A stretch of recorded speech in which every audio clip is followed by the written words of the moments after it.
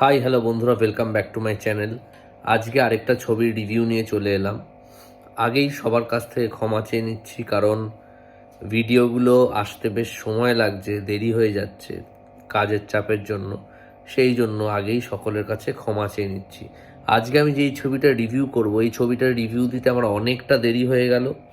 আমি জানি এখন এই রিভিউটার সেরম কোনো মানে হবে না, তবুও এই ছবিটা এখনও কিন্তু তোমাদের নিকটবর্তী সব প্রেক্ষাগৃহেতেই আছে, সব হলেই এই ছবিটা এখনও অ্যাভেলেবেল আছে।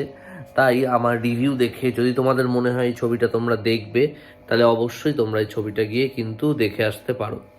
তো আজকে আমি যে ছবিটা নিয়ে রিভিউ দেব সেটা হলো বেশ কিছুদিন আগে মুক্তি পাওয়া ছবি হনুমান।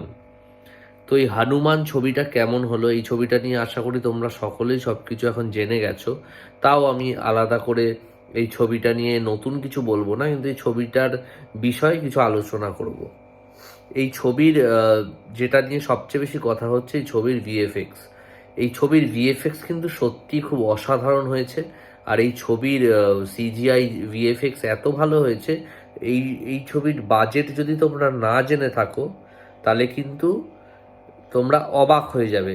এই ছবির বাজেট এত কম, এবং এই কম বাজেটে এরা এত ভালো ভিএফএক্স এর কাজ করেছে, মানে ভাবা যায় না। অসাধারণ কাজ হয়েছে ভিএফএক্স এর। যদি বাজেট তোমাদের না বলে দিই তাহলে তোমরা ভাবতেই পারো এই ছবিটার বাজেট 200 কি 300 কোটি টাকা, কিন্তু তা একদমই না। এই ছবিটার খুবই অল্প বাজেটে তৈরি হয়েছে, এবং এই ছবিটার ভিএফএক্স খুব খুব ভালো হয়েছে। আর এই ছবির যে গল্পটা, এই গল্পটাও আমার খুব ভালো লেগেছে। এই গল্পটা কিন্তু যেখান থেকে শুরু হয় সেখানে গিয়ে কিন্তু গল্পটা পুরোপুরি কমপ্লিট করা হয়, যেটা আমার খুব ভালো লেগেছে। এখানে গল্পটাকে সুন্দরভাবে একটা এন্ডিং দেওয়া হয়েছে।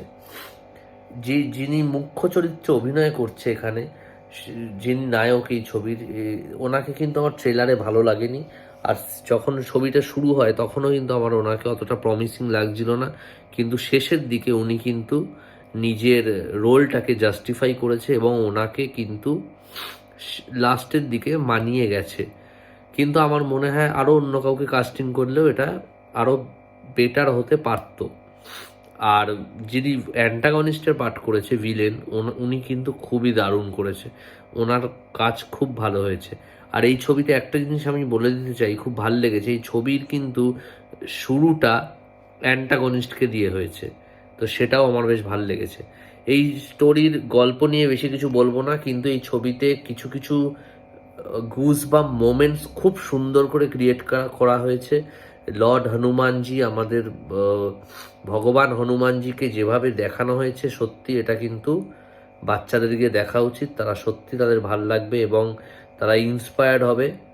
খুব সুন্দর সুন্দর মোমেন্টস এই ছবিতে তৈরি করা হয়েছে, যেটা সত্যি দারুণ।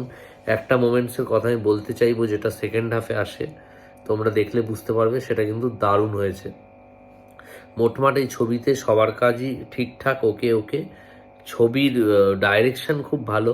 কিছু কিছু গান আমার আননেসেসারি লেগেছে, কিন্তু মোটের ওপরে হনুমান একটা খুব ভালো ছবি। তোমরা অবশ্যই গিয়ে এই ছবিটা কিন্তু দেখতে পারো, তোমরা হতাশ হবে না। এই ছবিটা মোটামুটি তোমাদের মানে হলে বোর হতে দেবে না, কিন্তু এই ছবির কিছু কিছু সিনস আমার একটুখানি হাস্যকর লেগেছে। যেরকম মানুষ উড়ে যাচ্ছে, ওই সিনগুলো আরেকটু বেটার করা যেত। But in total very good movie, দারুণ ভিএফএক্স, খুব ভালো ভালো মোমেন্টস। আর তোমরা যদি হনুমানজির ভক্ত হয়ে থাকো, তোমাদের অসাধারণ লাগবে। লাস্ট 10 মিনিট কিন্তু দুর্ধর্ষ চমক আছে। তো অবশ্যই এই ছবিটা হলে গিয়ে তোমরা দেখো। আর till then, tata, bye bye, সবাই খুব ভালো থেকো।